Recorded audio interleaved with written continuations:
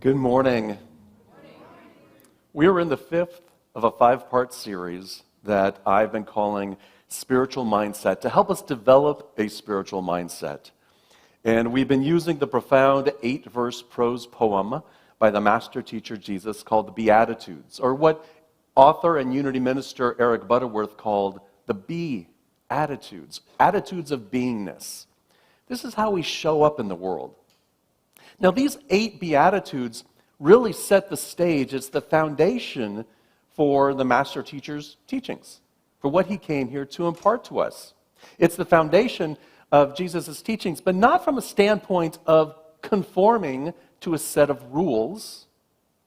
Anybody hear a bunch of rules that we're supposed to conform to? That wasn't his message. His message wasn't conforming, but rather transforming our life by adopting a spiritual mindset. Now, what is your mindset? Your mindset is your established set of attitudes that you hold. It's those thoughts, those ways of being that you are holding. Essentially, it's your personal belief system that's been developed over a lifetime of experiences, conditioning, and storytelling. So instead of conforming to your personal belief system, what we're here is to focus on what the Apostle Paul called the transformation of your life through the renewing of your mind. Allowing our minds to shift into a new perspective, into a new mindset. And so on this fourth journey, the way I read this last beatitude is the idea of steadfast on the path. But to get us there, what I want to do is go back to the other 4 and not go through the whole 4 hours of talk again, but just to reiterate what they mean and ground ourselves in it. Are you good? Yes. So we're going to begin with humble and happy beingness. Humble and happy beingness. The first beatitude establishes the idea that the kingdom of heaven is in your consciousness here and now. It is a state of consciousness when we are aligned with that one presence and one power in the universe. It is a state of conscious oneness. Not just talking about it, not just having an intellectual discussion about what oneness means, but really having an attitude, a knowing of your oneness with spirit, with God, with source, with substance, with all that's around us, with each other, for we're all one in this giant tapestry of life.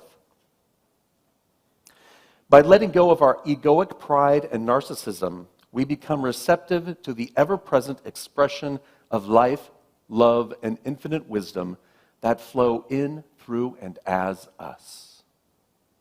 That idea of humble, happy beingness. We let our ego take a little break. And so let's have our first affirmation on the screen. I'll invite you to take a nice deep breath and just settle into this affirmation. I'll read it once, then invite you to affirm it. I am open and receptive to the inflow and the outpouring of all there is in God. Together, I am open and receptive to the inflow and the outpouring of all there is in God. And so it is. Next, we go on to the idea of the Beatitudes that I've termed as peaceful strength. Peaceful strength. The next 2 attitudes talk about our deep inner longing for the gifts of spirit. That deep inner longing for that which is within us to emerge. That which is within us that is trying to emerge every day. That's that longing within us to be more. We may confuse it with external realities. We may confuse it with prosperity or abundance or money or things or power or relationships.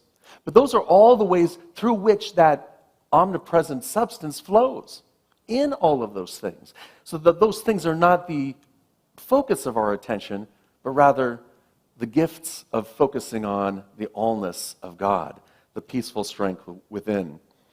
The awareness of our emerging within us, within the collective human consciousness, is that greater awareness of oneness. a greater expression of unity with Spirit. It is the indwelling spiritual strength seeking to express itself, to allow it to express. We must soften what is rigid on the inside.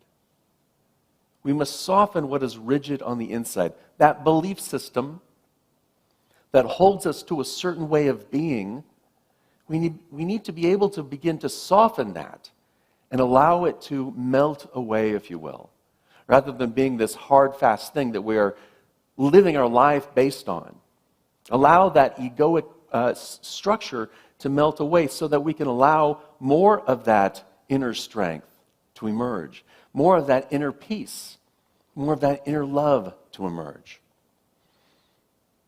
And when we allow ourselves to express to soften what is rigid on the inside, that underlying biases and beliefs, we open ourselves to that inner spiritual strength. And so our affirmation for that one was, I soften what is rigid within.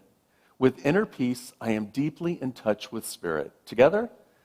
I soften what is rigid within. With inner peace, I am deeply in touch with Spirit. So we've established ourselves as humble and happy, just knowing that we're one with the infinite flow of life, love, and wisdom. We're allowing it to be. We understand that that wisdom comes from within, that peace comes from within. And when we have established inner peace, that is expressed in our life, and we can move through life with strength and ease. And at that point, we're able to really start to feel and see the results from our mindset shift. And so then we start to passionately shine our light. To passionately shine our light. When we taste that inner bliss of Spirit, we hunger and thirst for it. We consciously seek to express it in every aspect of our lives, and we focus our attention on aligning our thoughts and our words and our actions with the allness of life, love, and wisdom. Imagine aligning your thoughts with the allness of Spirit, aligning your thoughts with the idea of love, with the idea of expressing harmony, with the idea of being that peaceful presence in the world in any circumstance. Being able to move from that and passionately shine your gifts. What you're here to do in life, the gifts that you have for the world, and each of us has something to give to the world, something beautiful. And so our affirmation for passionately shining, I keep my thoughts centered upon those things that I want to see manifest in my life. I seek with all my heart and mind. I passionately shine my light. Together? I keep my thoughts centered upon those things that I want to see manifest in my life. I seek with all my heart and mind. I passionately shine. And that brings us to expressing unity. You've got to keep track of all the attitudes.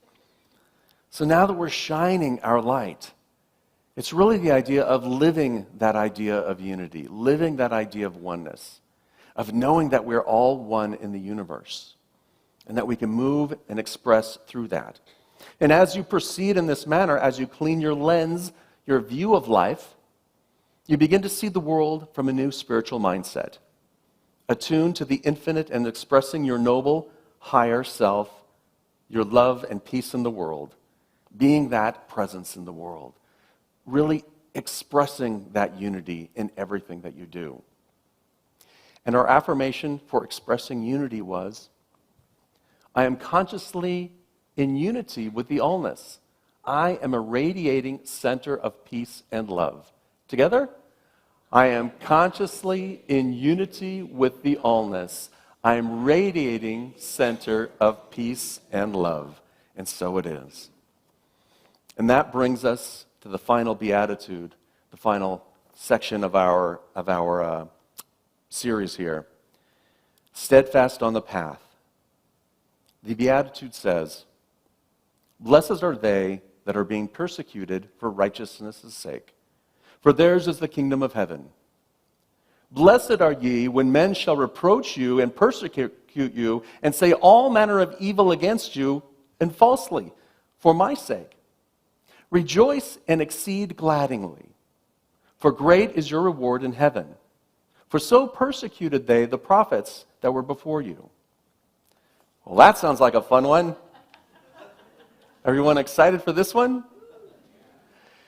So this sounds like it can be very much at odds with the other Beatitudes, the other 7, yes? Does it sound a little different? All of a sudden we're said that blessed are you when you are persecuted. Blessed are you when people say all kinds of bad stuff about you, false stuff about you, evil stuff about you, for my sake. What we need to realize, and well, actually, and some people throughout the years have interpreted this as the idea that you must suffer in this experience. You must be a martyr, and martyrdom is part of the path in this experience. Have you ever heard of that in your history of your lifetime? Yeah. And that erroneous thought has created that sense of separation within us, has created a sense of suffering that is just part of our experience now. But when you begin to shift your BS, belief system, thank you, Lisa. When you begin to shift your mindset, there will be pushback. Have you ever experienced that? You come across a new idea, a new way of thinking, a new way of being, and you want to express that out into the world. What's the first thing you want to do? Share. Yeah. You want to tell other people. You want to share because out of the goodness of your heart. Because look, this is something that has really made a difference in my life, and you want to share that with someone else. And what's been the reaction sometimes? Rejection. What was it?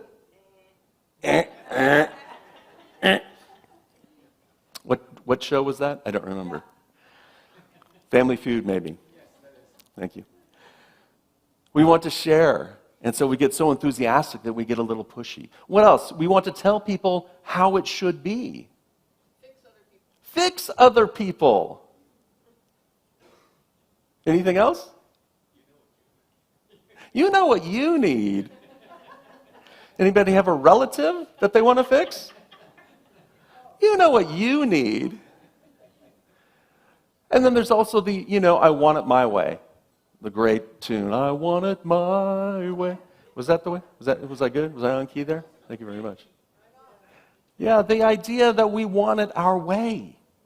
That it has to be the way that we understand it, this new idea. So yes, there will be external pushback. There will be external pushback. And what does that tell you? Quit pushing. Quit pushing out there. One of the things that's interesting about unity is we don't talk about unity from the perspective of proselytizing, saying this is the way you need to live your life in order, to live your life with grace, or in order to be in God's good grace, in order to be present. There are many paths up this mountain. Many paths, and unity is but one of them. But what we know is that when we try these things and practice them in our life and give them a chance, they have transformed lives dramatically. Transformed lives so that people are experiencing more openness, more a sense of personal freedom, more bliss, more peace in their life. Eric Butterworth likes this quote, but what he says about it, and this is probably more important, there is a deeper and more meaningful application of this beatitude. The emphasis is on attitudes, yes? It deals with our thinking. The persecution takes place within our own mind, and the persecutor is our own errant thought. Is an errant thought in our own mind. We're the ones that are persecuting ourselves. Now, this is true whenever you learn anything new. Whenever you start to shift that mindset, and you start to open yourself to something new, what happens? Everything that's opposite of it begins to appear in your life. Everything that's opposite of it. Because those old belief systems start to fight back. They don't want to be destroyed. They don't want to be swept aside. They want to stand firm. That this is the way it is. And yeah, Reverend John's all saying, you're almighty divine people, but I know the truth. right? Or, yes, this is the message of unity, but my family keeps calling me cold-hearted. This is the message of unity, that I am a spiritual being, but I'm not getting anywhere. I just got fired. Things are not going well in my job. My relationship, the person just left me. Or I'm just leaving someone for greener pastures, and then greener pastures, and then greener pastures, and then greener pastures, and then greener pastures. I mean, you can say that about anything in our life, because that's what happens. That belief system starts to fight back. You're persecuting yourself for having these belief systems that don't quite align with your current state of thinking. And so our goal here is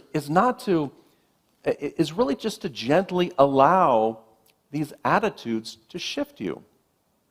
To gently allow the attitude and to stay steadfast on the path.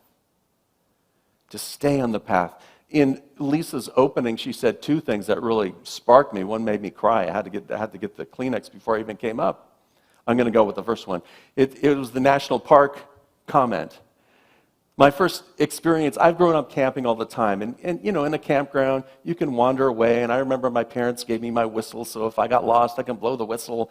But it was in a campground, and I couldn't wander very far. Right? I always made it back. My first real backpacking experience in the Sierras was at age 14. We weren't camping. We were hiking up the hill for miles at a time. Now, if you've ever been backpacking, the trails aren't always easy to find, but they have markers. There's stacks of stone, there's markings on trees that mark it, and you need to look out for these markings so that you can stay on the path. Because if you wander off in the middle of the Sierras, what's going to happen? They're going to have to call the National Park Service. Someone's going to have to come and find you.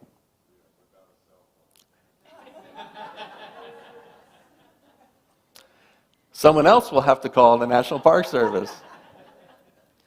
Stay steadfast on the path. When you start to encounter these roadblocks within you, these thoughts within you that say, well, I'm not good enough.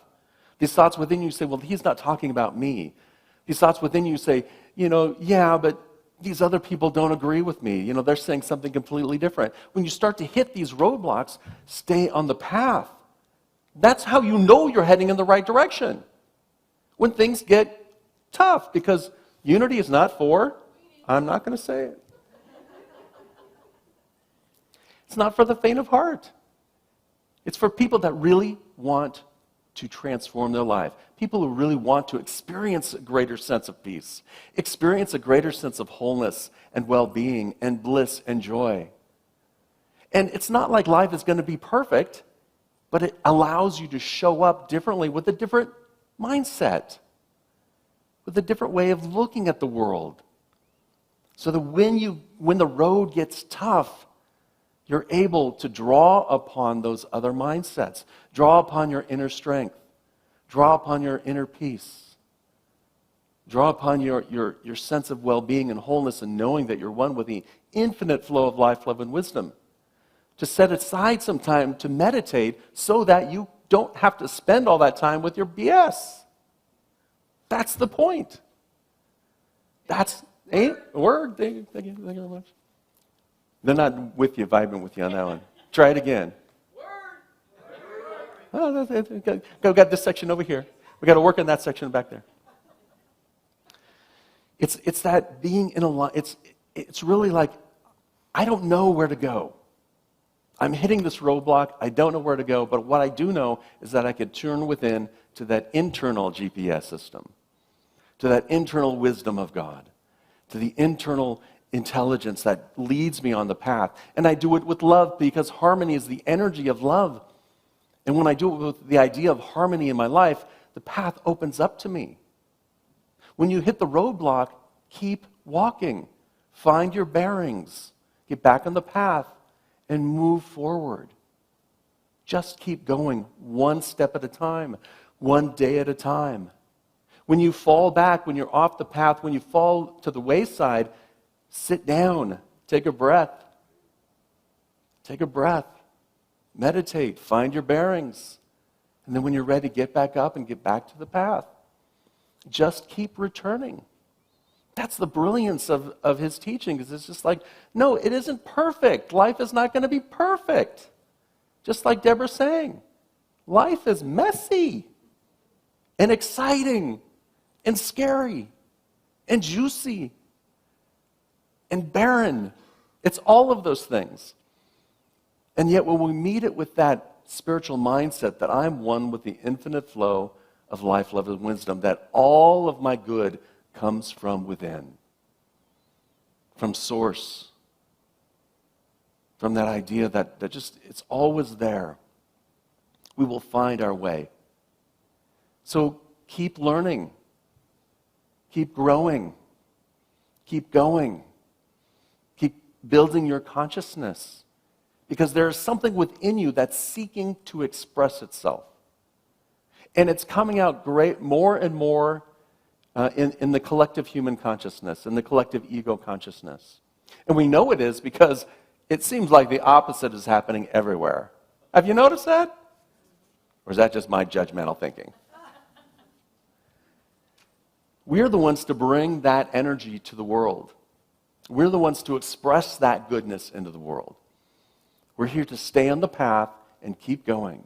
Now, there are lots of classes. Any class that Unity teaches or offers is one way to learn, to build your spiritual intelligence, to deepen your spiritual experience. One of my favorites is what we call the quantum living class. Don't get caught up by the name.